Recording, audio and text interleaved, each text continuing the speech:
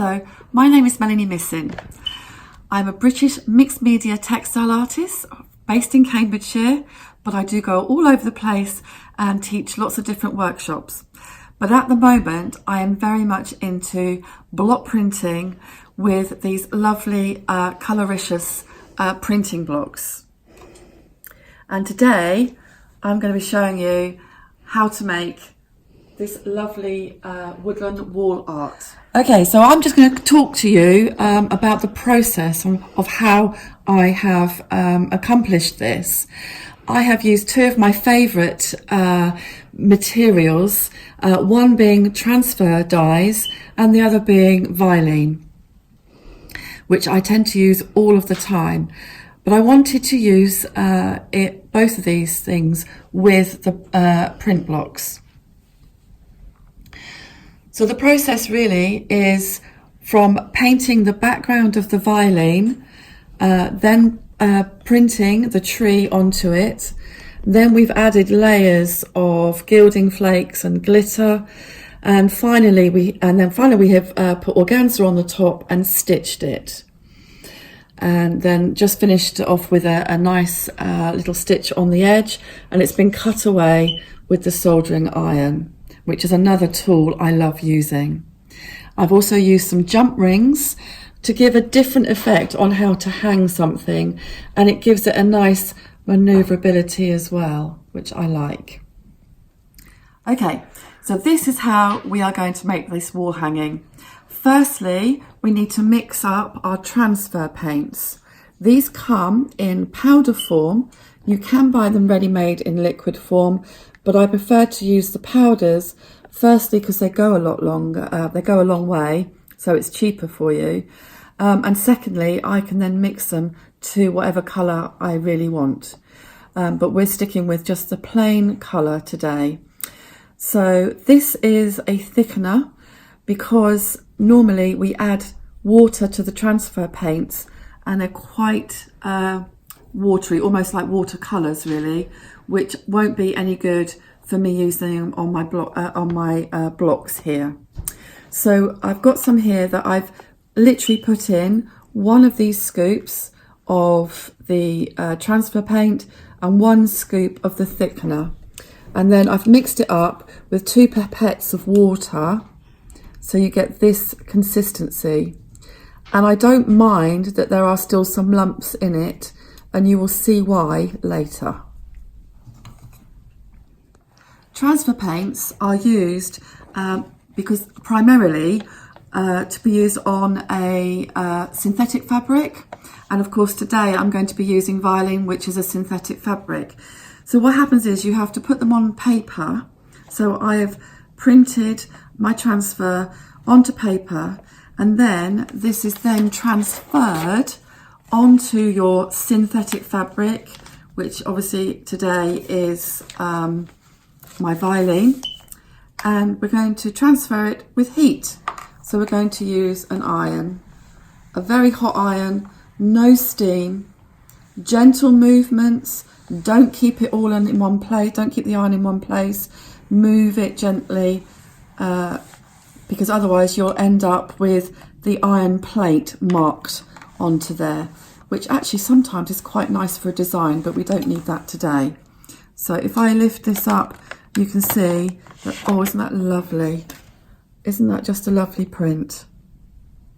I like that just as it is. Okay, so that's how we use transfer paints with the blocks. But if you want a nice background, what you would do is, I'm going to show you, which is really lovely. This is a really wonderful, can you see the lovely texture?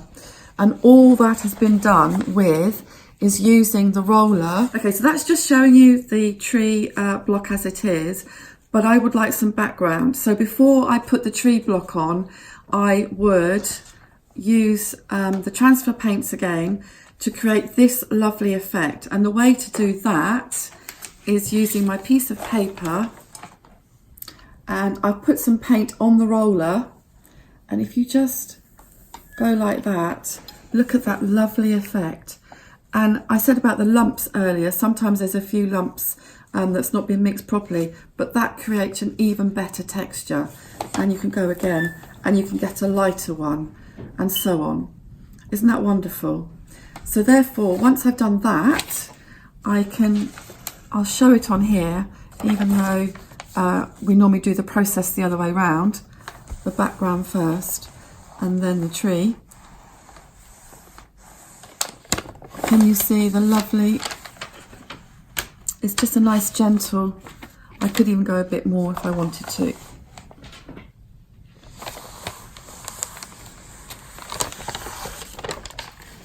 But you probably can see, you know, it's not a dead colour. It's got texture to it, which I really love. And actually the brown is quite nice on the green. So that's ready now for the next process. Okay, so now we want to embellish our tree. I have added some beautiful gilded flakes here. I just love them. Aren't they lush? But to get them onto here and to stay, we firstly have to use some bondaweb, which obviously is paper one side and glue the other. You can just see that that's the glue.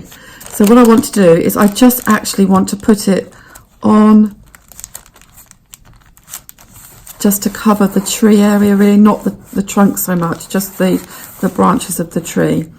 And again, we need to use a nice hot iron and just iron the glue on. I normally use greaseproof paper on the top and the bottom just to protect the iron and the board, but this is an old iron, so I'm not really worried. This is used specifically for this. So once that is ironed, and there we go, we stick to the board as well. Just allow it to cool down a bit before you peel it away. It's a lot easier. The glue will stay on the fabric.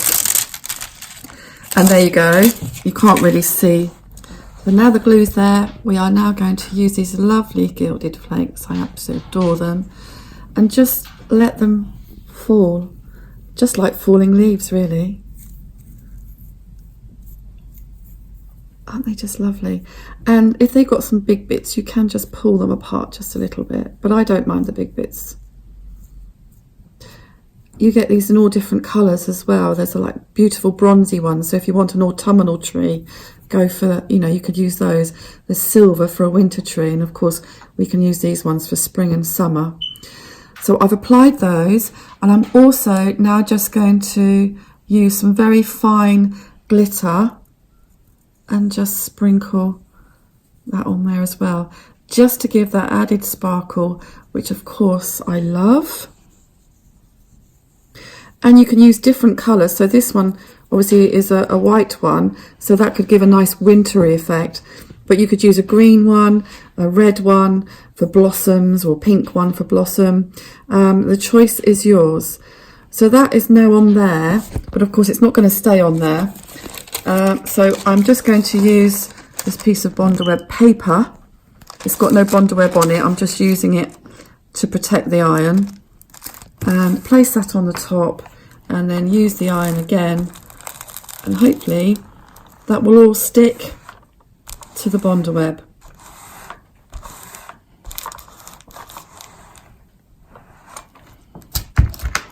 Now sometimes it does like to stick onto the paper, but hopefully today, no, it's going to be behaved. There we go.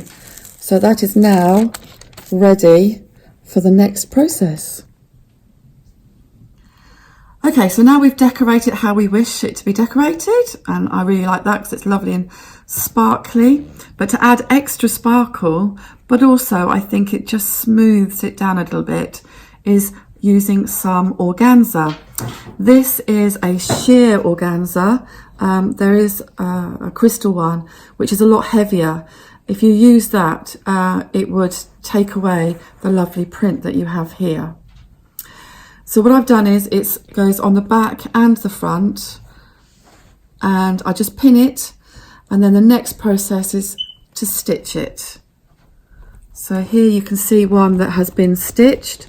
I have used variegated threads because I find that they do give such a lovely textural look You know, it looks like proper bark coming through there, different colours, shadows.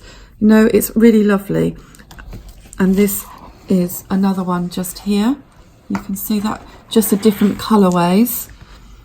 But it does give a very different effect, which I really, really like.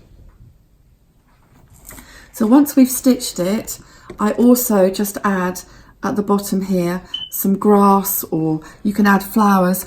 But if you want to embellish it even more and put more stitch down there, put birds up here, you go for it. It's your piece, you make it work for you. I've just kept it quite simple for this particular hanging, but you can add as much as you like to it. This bit is for the hanging, basically, or the pieces in between the lovely trees.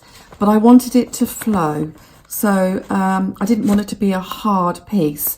So what I've done is I've drawn these leaves because I don't have a block of just a single leaf, or even like this. But if you have one, use it. It would be really, really good. You don't have to use the leaf. You could use flowers, you could use a branch. You know, if you've got that, use it. Make it different. So I've drawn this, and then I've just then traced it onto a piece of violin using a friction pen. A friction pen is great because when you iron it, the pen goes away. But before you iron it, we need to stitch it first. So I stitch it, and then I use the soldering iron and then just burn away the excess violin. And then hopefully you will have something like this. You can see this transfer paint is really textural, isn't it lovely? I love the way that's come out, whereas this one is quite smooth. So again, it's up to you, you know, how you want your piece, but I really like this. So now I've made this, I've stitched it, I've burnt it out. I now want to attach it to my piece here. Before I do that, I literally just stitch around the edge. This one I have used a little satin stitch, but you could just use a straight stitch equally, go around it 2 or 3 times. Again, it's entirely up to you. You can keep it square, you can make it organic like this, which is what I prefer. But again, your choice. So once I've stitched that, you can either cut or burn away the excess, and so you're left with your piece. I've now used little jump rings which you use in jewellery, and I've used a soldering iron to make the holes in both the leaves and the tree piece. And I've just popped them in there and closed them up together so they help to hang the tree. And I've also just used a piece of chain and jump rings again to attach, so that I've got the hanging piece at the end. And that is your finished piece. So now you know how to do this technique.